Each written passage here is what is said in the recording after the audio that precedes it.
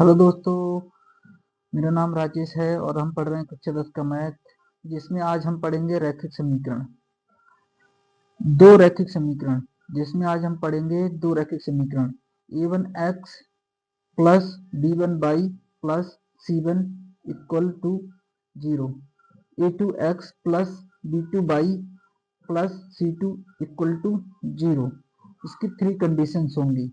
ठीक है, पहली कंडीशन है a1 बटे a2 नॉट इक्वल टू, यानी कि बराबर नहीं है b1 बटे b2। तब क्या होंगी, एक दूसरे को प्रतिच्छेद करती हैं। ये रैखिक समीकरण तब एक दूसरे को क्या करेंगी, प्रतिच्छेद करेंगी। ठीक है, छेदन तो प्रतिच्छेदन बिंदु ही इनका क्या होगा, एक हल होगा। अतः हम कह सकते हैं इनका क्या होगा, एक हल होगा। ठीक है, आगे चलते हैं। दूसरी कंडीशन है a1 बटे a2 बराबर b1 बटे b2 बराबर c1 बटे c2।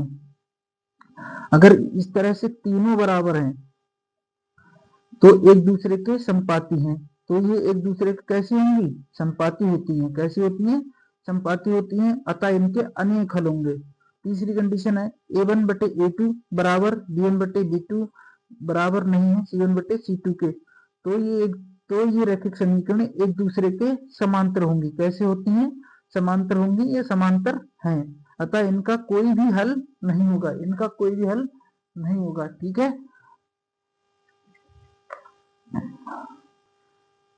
संगत युग्म। संगत युग्म दो चर वाले ऐसे रैखिक समीकरणों का युग्म जिसका कम से कम एक हल अवश्य हो। संगत युग्म क्या होगा, दो चर वाले ऐसे रैखिक समीकरणों का युग्म जिसका कम से कम एक हल अवश्य हो।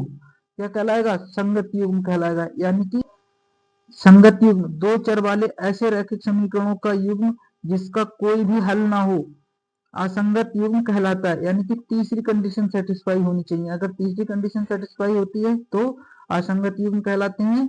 यदि पहली कंडीशन सेटिस्फाई होती है तो संगत युग्म कहलाते हैं। ठीक है, अब आगे सवाल करते हैं इसका। सवाल है, निम्न समीकरण युग्म द्वारा निरूपित रेखाएं एक बिंदु पर प्रतिच्छेद करती हैं, समांतर हैं अथवा संपाती हैं, ज्ञात कीजिए। ये ज्ञात करना है कि ये जो रेखाएं दे रखी हैं वो प्रतिच्छेद कर रही हैं, या समांतर हैं या संपाती हैं। ठीक है, तो पहला सवाल है, हल करते हैं।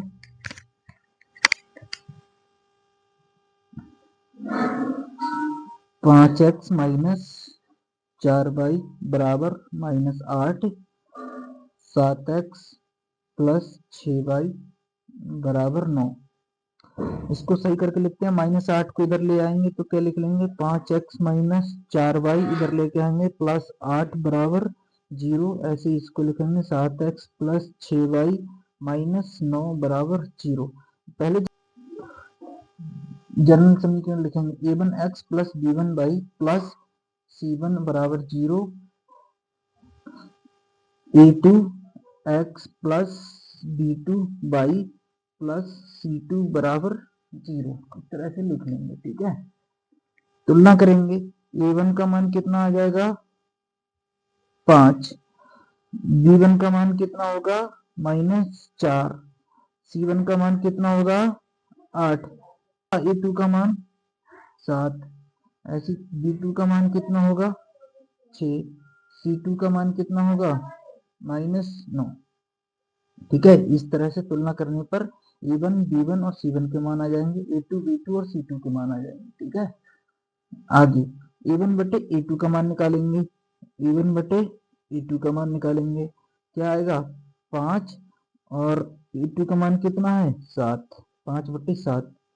b1 बटे b2 का मान निकालेंगे -4 बटे, b1 का मान कितना -4 और b2 का मान कितना है 6। करेंगे सॉल्व इसको, 2 दूनी 4 और 2 तीन 6।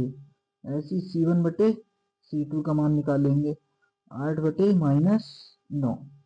अब क्या, यहाँ से देखेंगे a1 बटे a2 b1 बटे b2 के बराबर है क्या, नहीं है। तो हम क्या लिख सकते हैं, a1 बटे a2 बराबर नहीं है b1 बटे b2 के। और ये कौन सी कंडीशन आ गई, a1 बटे a2 बराबर नहीं है b1 बटे b2 के, कौन सी कंडीशन आ गई, ये कंडीशन फर्स्ट है। क्या है, कंडीशन फर्स्ट है। तो हम कह सकते हैं अतः अतः रेखाएं रेखाएं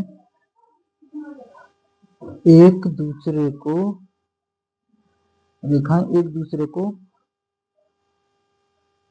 प्रतिच्छेद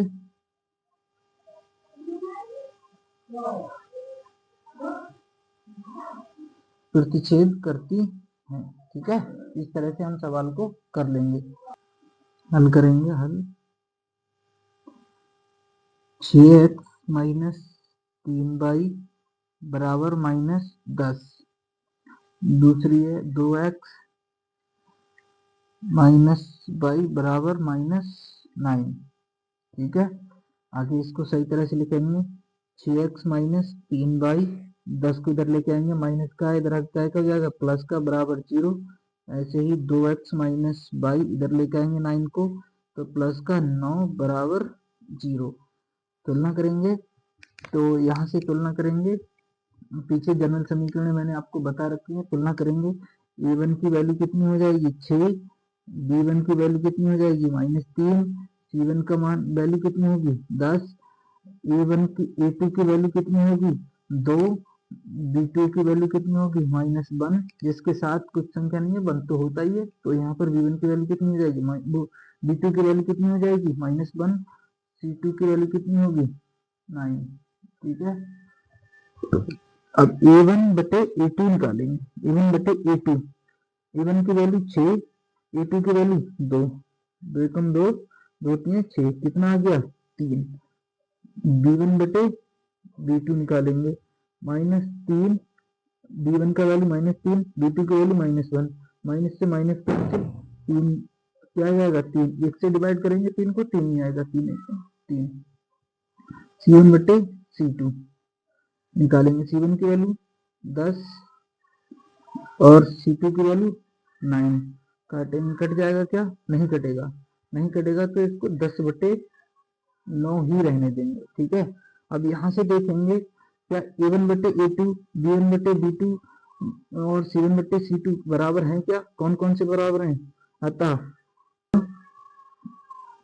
a1 बटे a2, देखिए a1 बटे a2 का मान कितना है 3, b1 बटे b2 का मान कितना है 3, यानी कि b1 बटे b2, c1 बटे c2 का मान कितना है 10 बटे 9, यानी कि ये बराबर नहीं है।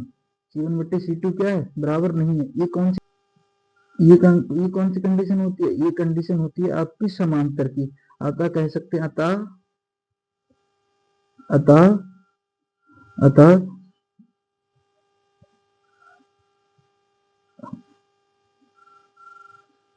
समीकरणें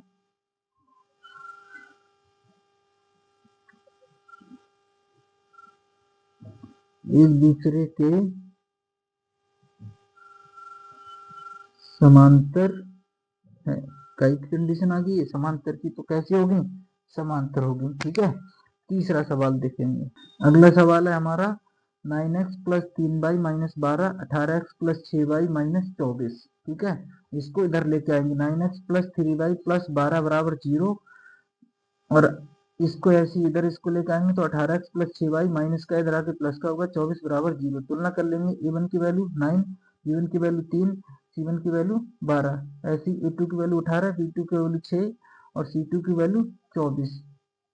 अब वही a1 बटे a2 का मान निकालेंगे। a1 की वैल्यू 9, a2 की वैल्यू कितनी है 18, 9 दूनी 18, 1 बटे 2। b1 बटे b2 की वैल्यू निकालेंगे, b1 की वैल्यू 3, b2 की वैल्यू 6, 2 3 एकम 3, 3 दूनी 6, कितना आ गया 1 बटे 2। ऐसी c1 बटे c2 की वैल्यू निकालेंगे, c1 बटे c2 की वैल्यू निकालेंगे, कितना हो जाएगा, c1 का मान 12 और c2 की वैल्यू 24, 12 कम 12, 12 दूनी 24, कितना आ गया 1 बटे 2। ठीक है, a1 बटे a2 की वैल्यू निकालेंगे तो क्या 9 बटे 18, 9 से काट देंगे, 9 एकम 9, 9 दूनी 18, 1 बटे 2। b1 बटे b2 की वैल्यू निकालेंगे तो 3 बटे 6, यानी कि 3 एकम 3, 3 दूनी 6, 1 बटे 2 आ जाएगा। c1 बटे c2 की वैल्यू निकालेंगे 12 बटे 24, 12 एकम 12, 12 दूनी 24, 1 बटे 2। अतः कैसे हैं ये सब बराबर हैं। अतः A1 बटे A2 बराबर है किसके, B1 बटे B2 के, बराबर है C1 बटे C2 के। ये की कंडीशन आ गई। ये आगे आपकी संपाती है। अतः हम कह सकते हैं, अतः